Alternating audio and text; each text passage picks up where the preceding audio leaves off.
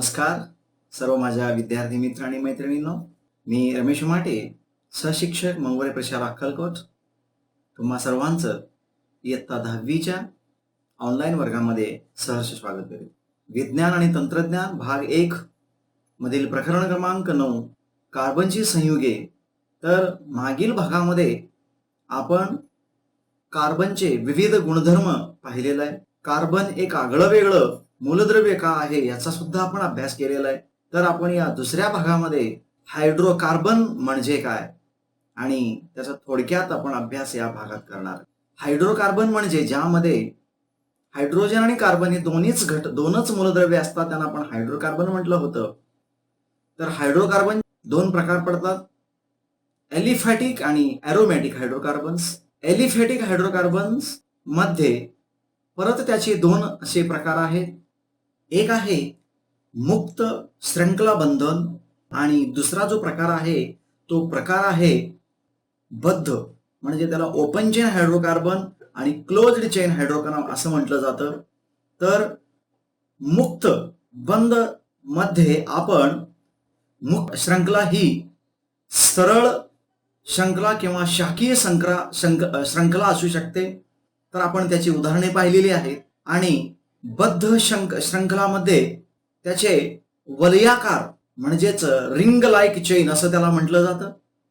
तर जे सरळ श्रृंखला पद्धत आहे त्याचे परत संतृप्त आणि असंतृप्त असे दोन भाग होतात. आणि संतृप्त मध्ये अल्केन हे त्याचं उदाहरण आहे आणि असंतृप्त मध्ये अल्कीन व अल्काईन हे दोन उदाहरणे आहेत. अल्केन म्हणजे कार्बन कार्बन मध्ये जर एकेरी बंध असेल तर त्याला आपण अल्केन म्हणतो. त्याचं सामान्य जे सूत्र आहे, सूत्र CnH2n+2 असून त्यांची उदाहरणे आपल्याला देता येतील methane, ethane, propane, butane, pentane. तर असंतृप्त श्रृंखला बंध मध्ये दोन उदाहरणे आहेत, अल्कीन व अल्काईन.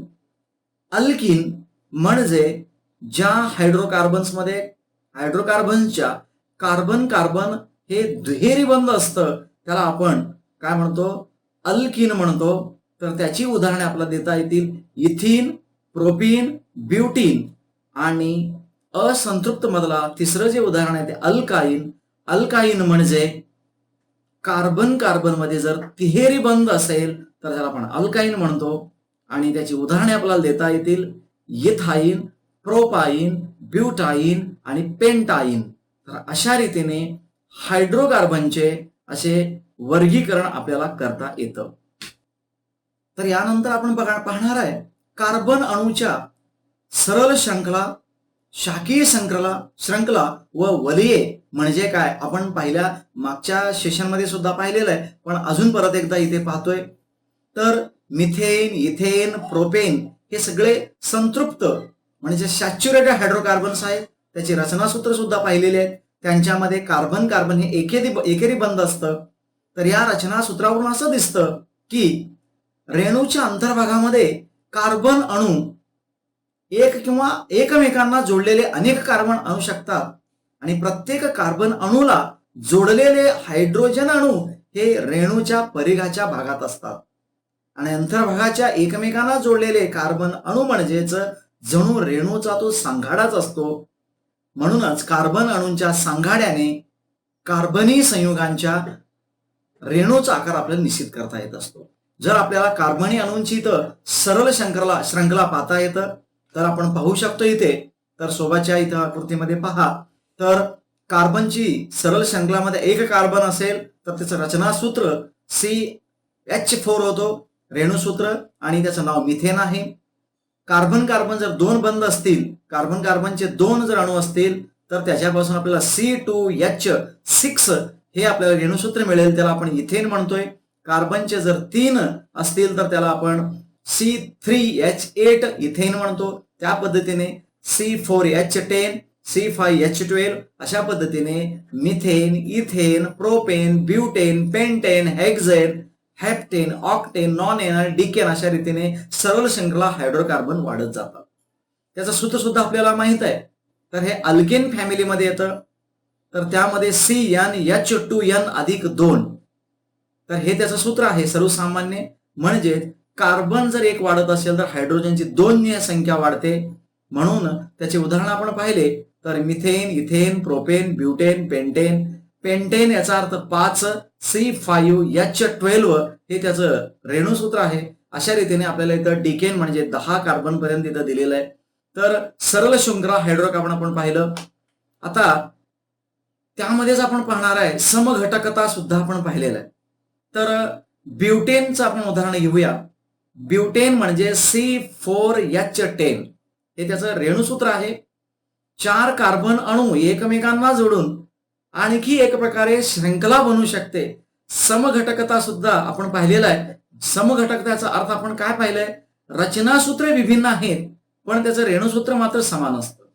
एकच रेणूसूत्र पण रचना सूत्रे विभिन्न असेल तर त्याला आपण समघटकता म्हणतो. तर इथे पाहू शकतो आपण C4H10 म्हणजेच ब्युटेनचे आपल्याला तर आकृतीत पाहू शकतो आपण. तर 2 संभाव्य कार्बन श्रृंखला याच्यापासून तयार होतात. 2 कार्बन श्रृंखला तयार होऊ शकतात. तर यासाठी हे 2 रेणूसूत्राची 2 रचना आपण इथं पाहतोय. तर एकामध्ये सरळ श्रृंखला दिसते तुम्हाला, कार्बन 4 आहे, त्याच्या सोबती 10 हायड्रोजन आहेत. आणि दुसऱ्या आकृतीत पाहतो आपण तर कार्बन 3 आहेत आणि एका कार्बनला अजूनही कार्बन जोडले गेलेलं आहे. तर हे जे आहे ती शाखीय शृंखला आहे. म्हणजेच इथं रेणूसूत्र C4H10 असून सुद्धा त्याचं काय विभिन्न आहे, रचनासूत्र विभिन्न आहे. त्यालाच आपण काय म्हणतो, भिन्न रचनासूत्रे असणाऱ्या संयुगाचे रेणूसूत्र जेव्हा एकच असते तेव्हा त्या घटनेला रचना घटना समघटकता असे म्हणतात. तर यामुळं कार्बनी संयुगामध्ये दिसून येणाऱ्या समघटकतेमुळे कार्बनी संयुगामध्ये भर पडते. आणि त्यावरूनच आपण आता पुढील भागाकडे जातोय. कार्बन अणूंची सरळ श्रृंखला तर पाहिलेली आहे आपण. आता कार्बन अणूंची शाखीय श्रृंखला सुद्धा वर पाहिलेलीच आहे. तर सरळ श्रृंखला व शाखीय श्रृंखलांच्या व्यतिरिक्त अजून एक कार्बनी संयुगामध्ये अणूंच्या बद्ध श्रृंखला असतात. त्याला आपण क्लोज्ड चेन असं म्हणतो. आणि ती कार्बने अणूंचीच वलय तयार झालेली असतात. तर उदाहरण पाहता येईल आपल्याला. सायक्लोहेक्झेन या संयुगाचे रेणूसूत्र C6H12 C6H12 असून त्याच्या रचनासूत्रामध्ये 6 कार्बन अणूंचे वलय आहे. तर पाहू शकतो आपण इथं. आणि सायक्लोबद्ध म्हणजे क्लोज्ड असं त्याला आपण म्हणता येतं. तर तुम्ही त्या सायक्लोहेक्झेनची इलेक्ट्रॉन ठिपका रचना काढू शकता. तुमच्या वहीत ते काढून ठेवा. त्यानंतर संतृप्त आणि असंतृप्त पाहत होतो आपण. संतृप्त पाहत असताना संतृप्त म्हणजे कार्बन मध्ये एकेरी बंध असतो आणि असंतृप्त मध्ये कार्बन दुहेरी किंवा तिहेरी बंध असतं. त्याला आपण असंतृप्त हायड्रोकार्बन म्हणतो. तर इथं आपण एक तुमच्या समोर तक्ता दिसतोय, त्या तक्त्यावरून आपण अभ्यास करूया. तर सरळ हायड्रोकार्बन श्रृंखला हायड्रोकार्बन, संतृप्त हायड्रोकार्बन त्याच्यामध्ये कोण आहे तर C3H8 प्रोपेन हे त्याचं उदाहरण आहे. तर पाहू शकता कार्बनचे 3 अणू असून त्याच्या सभोवताली 8 हायड्रोजन आहेत आणि सगळ्यामध्ये सिंगल म्हणजे एकेरी बंध आहे. आणि असंतृप्त हायड्रोकार्बन प्रोपीन आणि प्रोपाईन, तुम्हाला मी आता सांगितलं की एकूण 3 अल्केन, अल्किन आणि अल्काईन. तर प्रोपीन हे अल्किन्स फॅमिली मधला आहे आणि प्रोपाईन हे अल्काईन फॅमिली मधला आहे.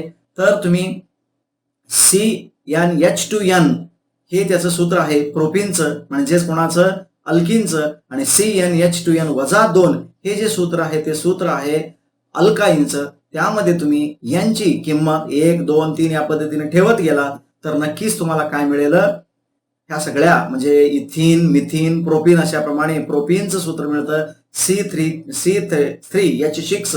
तर ते आकृतीत पाहिल्यानंतर तुमच्या लक्षात येईल की त्याच्यामध्ये 1, 2 एकेरी बंध असून एक मात्र कार्बन दुहेरी बंध आहे म्हणून ते असंतृप्त आहे. आणि प्रोपाईनचं सुद्धा उदाहरण पहा तुम्ही. त्यामध्ये कार्बन एक बंध हे तिहेरी बंध आहे म्हणून ते काय आहे, असंतृप्त आहे आणि ते अल्काईन या फॅमिली मधलं आहे.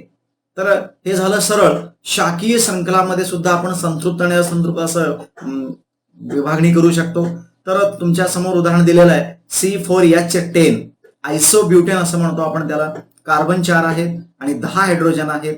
तर हे सगळे काय आहेत, शाखीय झालेले आहेत. ऍक्च्युली C4H10 ह्याला आपण सरळमध्ये सुद्धा लिहिता येतं. हे समघटकतेचं उदाहरण सुद्धा आपल्याला सांगता येतं. म्हणजेच C4H10 सरळ सुद्धा लिहिता येतं आणि आपल्याला शाखी लिहिता येतं. म्हणजेच ज्यांची रचना सूत्रे काय आहेत, भिन्न आहेत पण रेणुसूत्र समान आहे, त्यातलं उदाहरण येतं. तर C4 त्यापैकी 3 कार्बन दाखवलेले, एक त्याला शाखामध्ये दाखवलेलं आहे आणि सगळे हायड्रोजन एक एक बंधाने बांधले गेलेले आहेत. म्हणून हे परत शाकीय हायड्रोकार्बनचं संतृप्त कार्बन आहे. तर त्याच वेळी इथं आयसोब्युटॅलिन C4H10 हे अल्किन फॅमिली मधलं आहे. तुम्ही N बरोबर 4 ह्या सूत्रामध्ये जर ठेवला, कुठल्या सूत्रामध्ये, CnH2n या सूत्रामध्ये ठेवला तर C4H8 हे तुम्हाला उत्तर मिळेल. मग त्यावरून तुम्ही पाहू शकता कार्बन कार्बन मध्ये काय आहे, दुहेरी बंध आहे आणि ते शाकीय शृंखलाने बांधले गेलेले आहेत, म्हणून ते असंतृप्त शाकीय आहे. आणि तिसरा जो प्रकार तुम्हाला सांगितला वलयांकित, म्हणजे क्लोज्ड म्हणजे वलयांकित, ओपन नाही त्याला, तर त्यामध्ये सायक्लोहेक्झेन C6H12 6 तर त्याचं जर पाहिलं तर त्याच्यामध्ये 6 कार्बन आहेत आणि त्याच्या सोबतीला 2 H आहेत आणि सगळ्यामध्ये एकेरी बंध आहे. सायक्लोपेंटेनचं सुद्धा तुम्हाला उदाहरण देईल. हे सुद्धा संतृप्त हायड्रोकार्बनचं वलयांकित हायड्रोकार्बन आहे. आणि असंतृप्त मध्ये सायक्लोहेक्झेन तर तुम्हाला उदाहरण देता येतं. सायक्लोहेक्झिन C6H10 आणि दुसरा आहे बेंझिनचं रिंग आहे C6H6. हे असंतृप्त हायड्रोकार्बनचं वलयांकित हायड्रोकार्बनची उदाहरणे आपल्याला देता येतील. तर हायड्रोकार्बनचे आपण विविध प्रकार इथं पाहिलेले आहेत. त्यानंतर पुढील अजून एका महत्वाचा भाग आपण पाहतोय. चला तर मित्रांनो बघूया. कार्बनी संयुगामधील क्रियात्मक गट, functional groups in carbon compounds.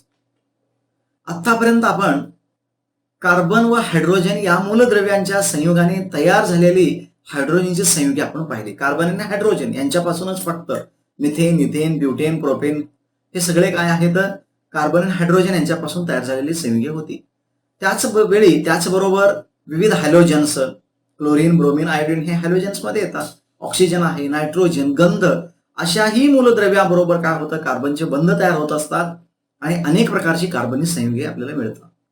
तर हायड्रोजन कार्बन मधील एक किंवा अधिक हायड्रोजन अणूंच्या जागी, पहा हायड्रोजनची साखळी आहे, हायड्रोजनच्या मधील एक किंवा अधिक हायड्रोजनच्या जागी या मूलद्रव्यांचे अणूंचे प्रतियोजन होते, म्हणजे रिप्लेसमेंट होतं.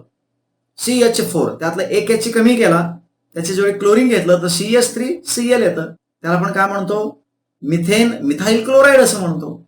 म्हणजेच अणूंच्या हायड्रोजन अणू जे आहे त्यांची जागा बदलायची आणि त्याच्या जागी वरील जे हॅलोजन म्हणा, ऑक्सिजन, गंधक, फॉस्फरस यांना प्रतियोजन करायचं आणि त्यामुळे कार्बनचे चतुसंयोजी पूर्तता होते. म्हणजे कार्बनच्या सोबत जे 4 पाहिजे बंध ते तुम्हाला त्याला मिळतात. म्हणून हायड्रोजनला प्रतियोजी अशा मूलद्रव्यांचा अणूचा उल्लेख विषम अणू केला जातो. त्याला आपण विषम अणू म्हणतो. काही वेळा हे विषम अणू एकटे नसतात, तर त्यांचा एक विशिष्ट ग्रुप असतो, अणूंचा एक विशिष्ट ग्रुप असतो आणि अशा विशिष्ट विषम अणूमुळे किंवा विषम अणूंच्या ग्रुपमुळे, गटामुळे त्या संयुगाला विशिष्ट असं रासायनिक गुणधर्म प्राप्त होतं.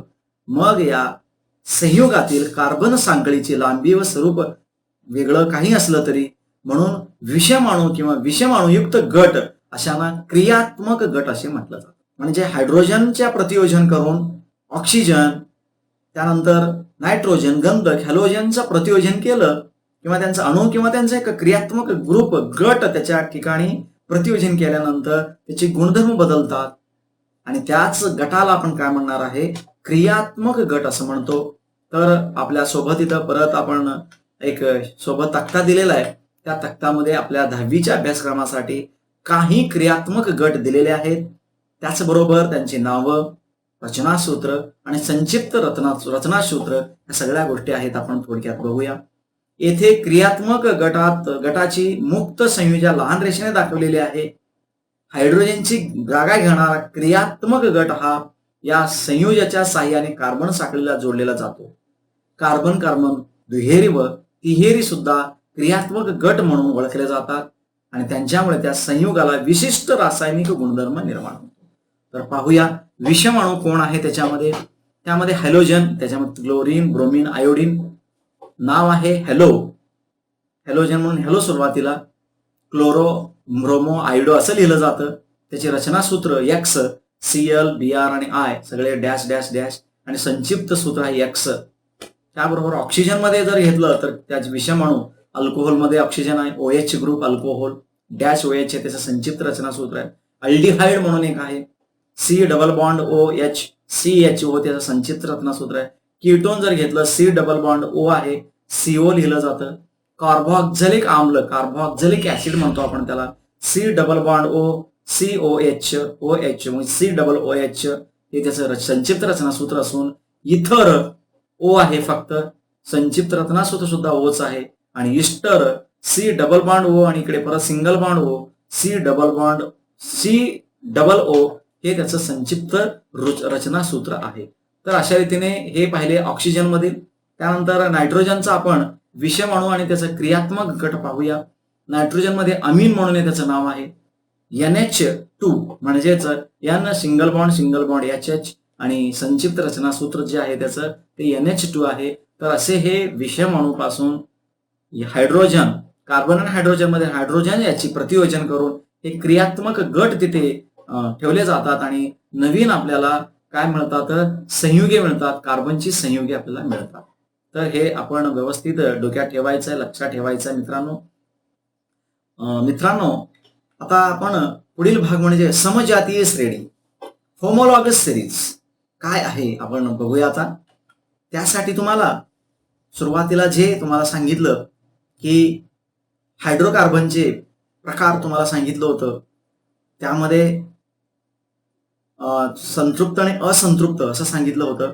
संतृप्त मध्ये अल्केन हे फॅमिली आहे आणि असंतृप्त मध्ये अल्किन आणि अल्काइन अशा दोन फॅमिली आहेत. तर कार्बनचे अणू एकमेकांना जोडले जाऊन वेगवेगळ्या लांबीच्या शृंखला तयार होतात.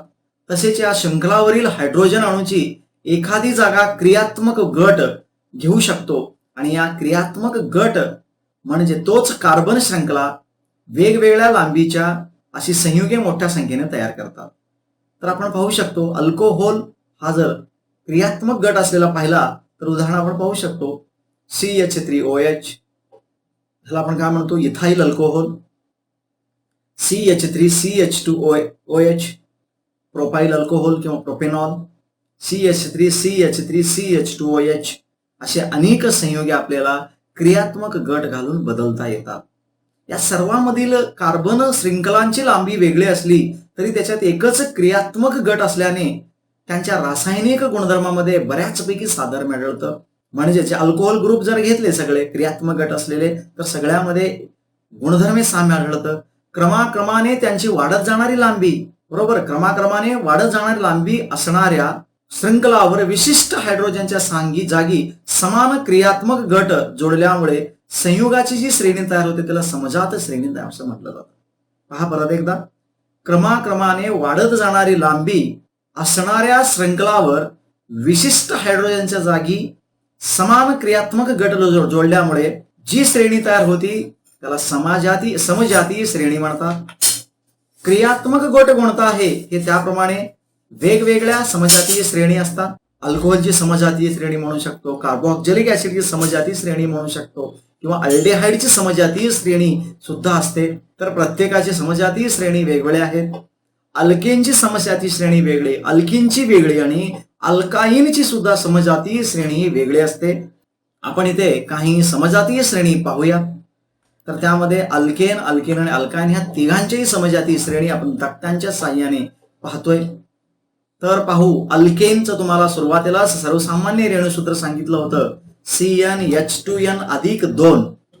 तर त्या ठिकाणी Nच्या ठिकाणी 1 ही किंमत ठेवली तर तुम्हाला पहिलं कार्बनिक संयुगे मिळतं मिथेन. रेणूसूत्र CH4 आहे, संक्षिप्त रचनासूत्र CH4च आहे.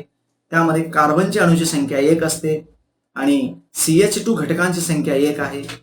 मिथिलीन ग्रुप असं म्हणतो त्याला आपण CH2 आणि त्याचा उत्क्रांक सुद्धा दिलेला आहे अतिशय कमी वजा 162 डिग्री सेल्सिअस. त्यानंतर समजा N बरोबर 2 ठेवलं CnH2n+2 मध्ये तर तुम्हाला उत्तर मिळेल C2H6.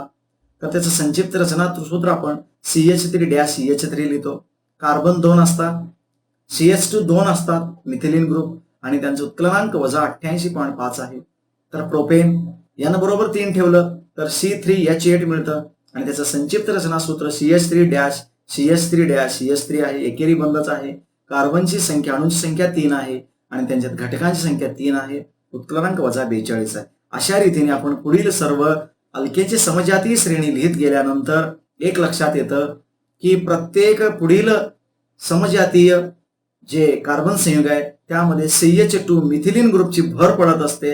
म्हणजे एकूण 14 मोलॅक्युलर मास रेणू सूत्रांची त्याच्यात भर पडते. 14, कारण की कार्बनचं 12 आणि हायड्रोजन 2 म्हणजे 14, 2 12 अधिक 2 14 अशा रेणूसूत्रांची प्रत्येक पुढील संयुगामध्ये भर पडत जाते. तर हे झालं अल्केनचं समजातीय श्रेणी.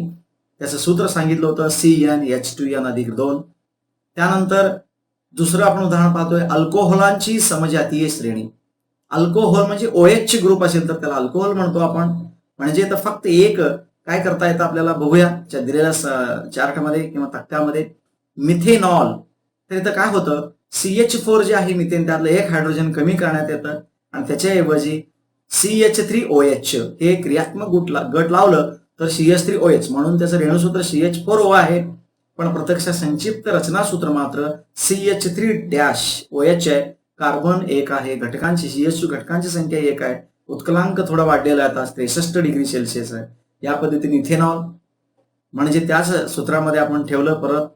परत संतृप्त हायड्रोकार्बन मध्येच येतं.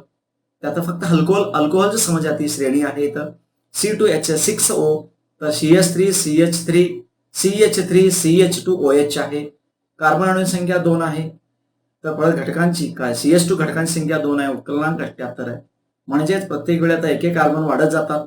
म्हणजे परत इथे सुद्धा CH2 ग्रुप म्हणजे मिथिलीन ग्रुप हे भर पडत जातं. तर हे समजातीय श्रेणी त्यांचे रासायनिक गुणधर्म भौत करून साधर्म्य दाखवतात.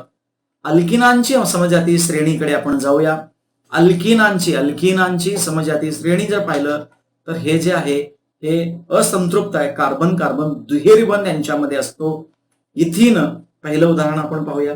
मिथिन पासून न सुरू करता एक लक्षात ठेवा मित्रांनो, फक्त संतृप्त हायड्रोकार्बन अल्केन जे फॅमिली आहे तर त्याच्यासाठीच N बरोबर 1 ठेवून मिथेन पासून सुरू करता येतं. पण पुढील 2 अल्किन आणि अल्काईनसाठी आपण N बरोबर 2 यापासूनच सुरुवात करायची, N बरोबर 1 ठेवायचं नाही.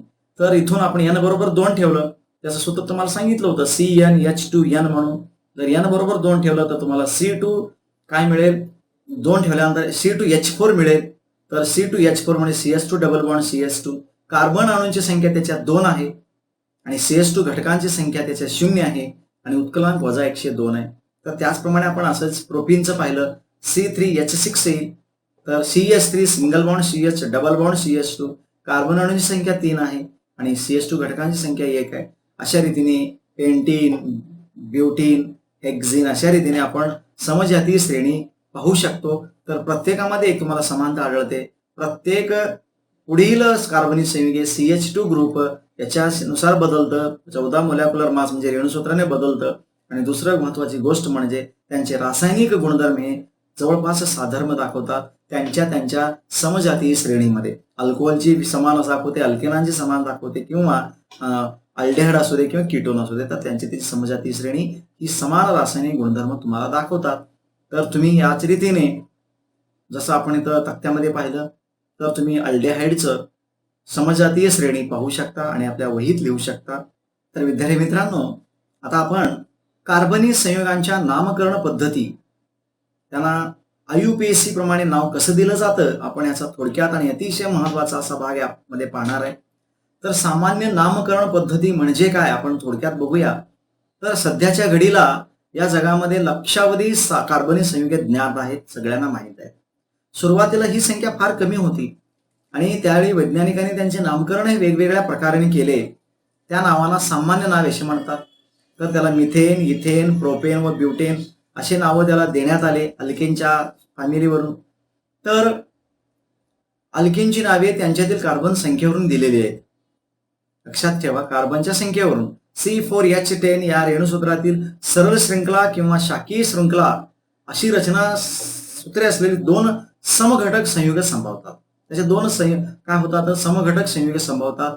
तर त्यामध्ये N ब्युटेन म्हणजे हे नॉर्मल ब्युटेन आहे आणि दुसरा आय ब्युटेन म्हणजे आयसोब्युटेन आहे. असे 2 समघटकता तुम्हाला मिळतील. त्यामध्ये एक सरळ श्रृंखला आहे आणि दुसरं जे आहे ते शाखीय श्रृंखला आहे, म्हणून ते त्याचे 2 समघटकता तुम्हाला मिळतील. तर त्यांचे वेगळेपण तुम्हाला माहीत आहे.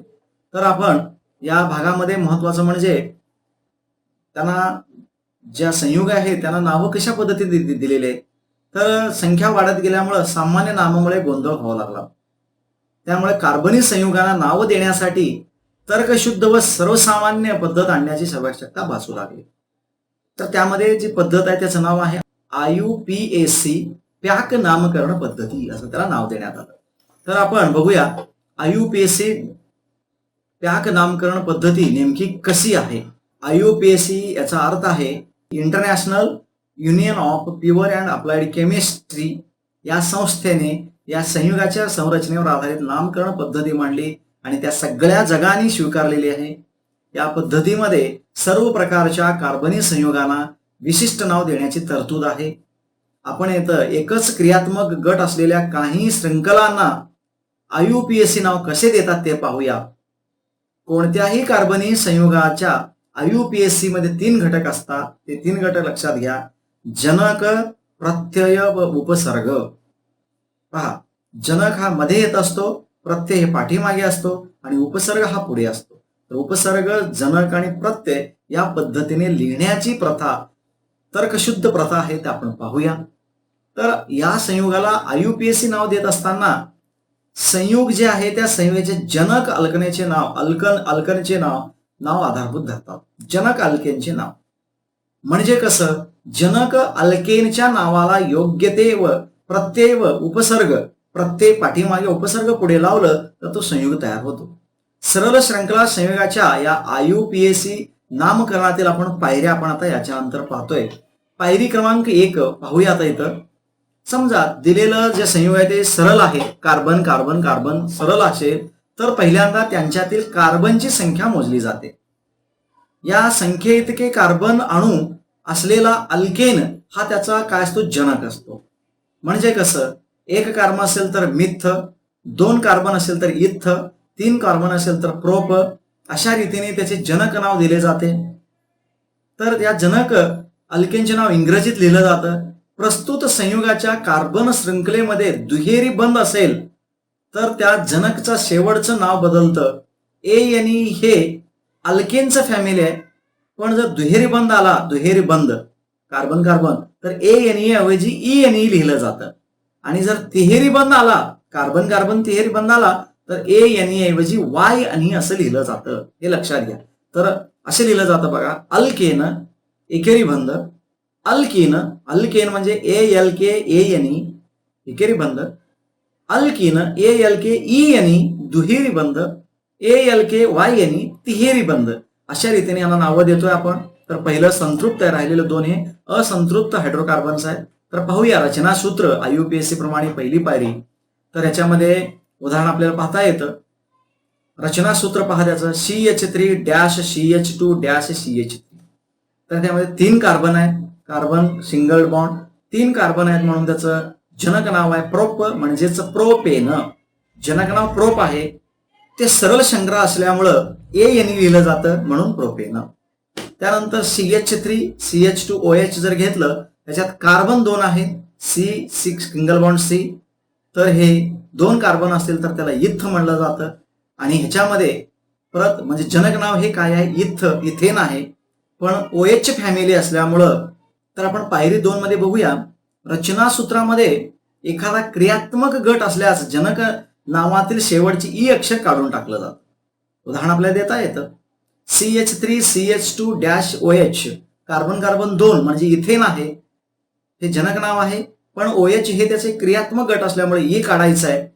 आणि त्याच्याऐवजी आपल्याला काय देता येतं, अल्कोहोल हे नाव आहे. OH म्हणजे अल्कोहोल, म्हणजेच आपल्याला काय म्हणता येतं, OL असं नाव देतात. OL लक्षात घ्या.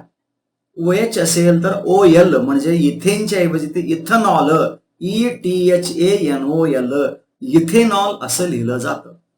त्याच्याऐवजी समजा तिथं CHO असेल तर अल्डिहाइड फॅमिली आहे, ईच्या ऐवजी तिथं त्याला AL लिहिलं जातं म्हणजे इथेनॉल असं होईल. CH3-CH2-CHO. तर हे तुम्ही लक्षात ठेवा. क्रियात्मक गटाचे संक्षिप्त नाव आपल्याला माहीत असणं गरजेचं आहे. तर तुम्हाला मी थोडक्यात सांगतो. तर संक्षिप्त नाव कसं लक्षात ठेवायचं आहे दिलेल्या तथ्यामध्ये पाहू शकतो. Number 1 CH2CH2-OH. OH हे संक्षिप्त क्रियात्मक गट आल्यामुळे त्याला OL ऑल असं म्हटलं जातं. इथेन जनक नाव असेल तर त्याचं इथेनॉल झाला.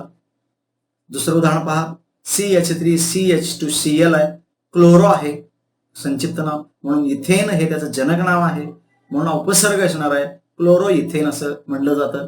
तिसरं BrCH2CH3 तर ब्रोमो आहे, हा त्याचं जनक नाव परत 2 कार्बन असल्यामुळे इथेन आहे आणि त्याचं उपसर्ग जनक आहे ब्रोमो इथेन. CH3CH2CHO आहे.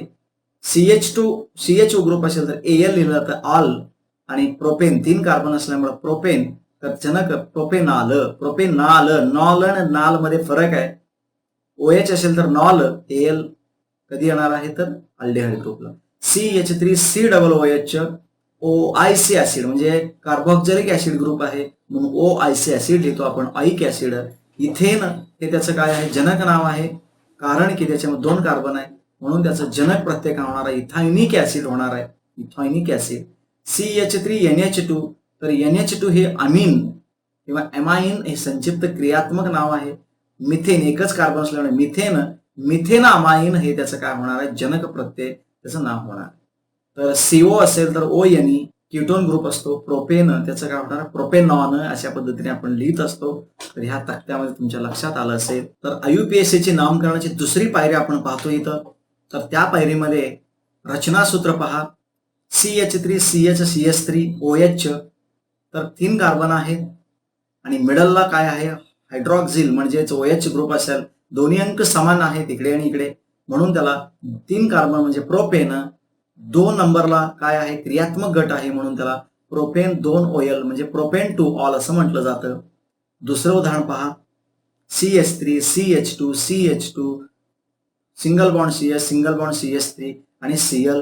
तर इथं तुम्ही जर विचार केला तर जे 2 पद्धतीने लिहिता येतं, दोन्ही पद्धतीने नावं देता येतात तुम्हाला, पण जे जवळचा अंक आहे क्रियात्मक गट हा जवळून आला पाहिजे, नंबर त्याला कमीत कमी मिळाला पाहिजे. या दृष्टीने जर पाहिलं तर तुम्हाला 1 2 3 4 5 म्हणजे कोण आहेत पेंटेन आहे त्याचं जनक नाव आणि क्लोरो हे 2 नंबरला आहे म्हणून आपण संयुगाला आयुपयुक्त नाव कसा देतो 2 क्लोरोपेंटेन असं आपण नाव देता येतं. तसं पाहिलं तर 4 ला आपण येतो पण मोठ्या अंकाचं घ्यायचं नाही, जे कमीत कमी अंक आहे त्याच अंकाने त्याला आपण नाव देतोय. तिसरं अजून एक उदाहरण पाहूया आपण. CH3 C double bond CH2CH3 तर ह्याच्यामध्ये एकूण कार्बनची संख्या 5 आहे, परत पेंटेनच आहे. पण आता कीटोन जो ग्रुप आहे O म्हणजे डबल बॉन्ड O म्हणजे कीटोन ग्रुप आहे तो 2 नंबरला आहे, कमीत कमी 2 नंबरला आहे. तर कमीत कमी पासून आपण मोजायचं आहे म्हणून तुम्हाला त्याचं संयुगाचे नाव मिळेल पेंटेन 2 पेंटेनॉन असं त्याला म्हटलं जातं. तर क्रियात्मक गटावरून आपण त्यांचे नामकरण करतो IUPACचे. तर अशा पद्धतीने ज्यामध्ये शाकीय शृंखला, कार्बनी वलय, विषम अणूंनी युक्त वलय अशी अधिक जटिल संरचना असतात तेव्हा IUPACचे नाव लिहिण्यासाठी आणखीन पायऱ्या आपल्याला गरजेच्या असतात. पण आपल्या 10वीच्या ह्याच्यासाठी तर याच्याविषयी अभ्यास पुढील इयत्तामध्ये समाविष्ट आहे. आपल्या 10वी पर्यंत इतक्याच गोष्टी महत्वाच्या आहेत. तर तुम्ही ह्या गोष्टी प्रॅक्टिस करा, पुनश्च प्रॅक्टिस करा. सरावाने तुम्हाला निश्चितच तुम्हाला IUPAC नाव देता येतील आणि हे 3 मार्काला 3 प्रश्न तुम्हाला पेपरला हमखास येणारा हा प्रश्न आहे. तर अशा रीतीने आपण IUPAC संयुगानं IUPAC पद्धतीने कसे नाव ठेवायचे हे आपण इथंपर्यंत पाहिलेलं आहे. तर या निमित्ताने आपण इथं थांबतोय. पुढील भागासाठी सगळ्यांना शुभेच्छा. धन्यवाद.